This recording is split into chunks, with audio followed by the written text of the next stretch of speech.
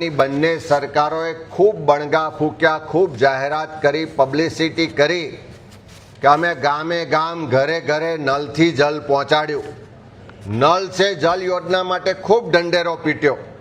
પણ જ્યારે અમે આ જનાક્રોશ યાત્રા લઈને ગુજરાતમાં નીકળ્યા તો અંબાજીથી લઈને ઉમરગાંવ સુધીના બાકી આખા ગુજરાતમાં નલ સે જલમાં જે ભ્રષ્ટાચાર જોયો છે, જે પુરાવા મેળવ્યા છે અને જે હકીકતો જોઈ છે, એનાથી સ્પષ્ટ કહું કે આ નલ સે જલ યોજના નહીં પણ ભારતીય જનતા પાર્ટીની જે કમિશન સરકાર ચાલે છે કે જેમાં કમિશન આપ્યા પછી જ સરકારી કોન્ટ્રાક્ટ મળે છે, આ કમિશન સરકારને એના રાજમાં ભાજપના નેતાઓને એમના મળતિયાઓએ આ નલ સે જલ યોજના બદલે નલ સે ધન યોજના બનાવી દીધી છે. ભ્રષ્ટાચાર કરીને આખી યોજના જે લોકો માટે હતી, લોકોની સુવિધા માટે હતી, એના બદલે પોતાની તિજોરીઓ ભરવાનું કામ કર્યું છે. આજે મહીસાગર જિલ્લાનો પ્રશ્ન પૂછ્યો, એમાં જ હકીકતો જે આવી છે કે કરોડો રૂપિયાનો ભ્રષ્ટાચાર તો ખાલી એક જ જિલ્લામાં પકડાયો છે.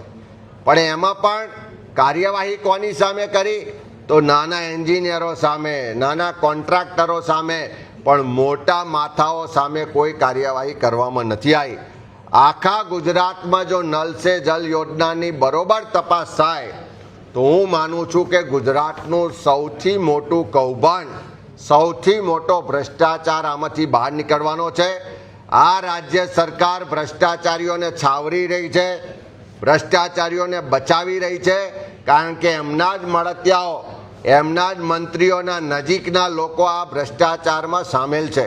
ત્યારે અમે સરકાર પાસે માંગણી કરીએ છીએ, ખાસ કરીને કેન્દ્ર સરકાર પાસે માંગણી કરીએ છીએ કે કેન્દ્ર સરકારના પણ આમાં પૈસા છે તો આ નલ સે જલના ભ્રષ્ટાચારની કેન્દ્ર સરકાર CBI મારફત તપાસ કરાવે અને ગુજરાતમાં જે ભ્રષ્ટાચાર થયો છે એ બાબતે શ્વેતપત્ર બહાર પાડીને જાહેરાત કરે કે આ ભ્રષ્ટાચારીઓ છે, આ ગામમાં, આ તાલુકામાં, આ જિલ્લામાં આટલા કરોડ રૂપિયાનો ભ્રષ્ટાચાર થયો છે.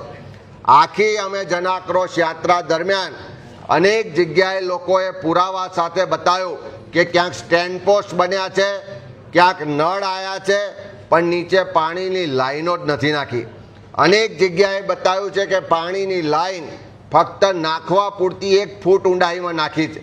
પાણીના કોઈ સોર્સ નહીં હોવા છતાં આવી લાઈનો નાખી છે, સ્ટેન્ડ પોસ્ટ નાખ્યા છે, પણ લોકોને પાણી મળ્યું નથી.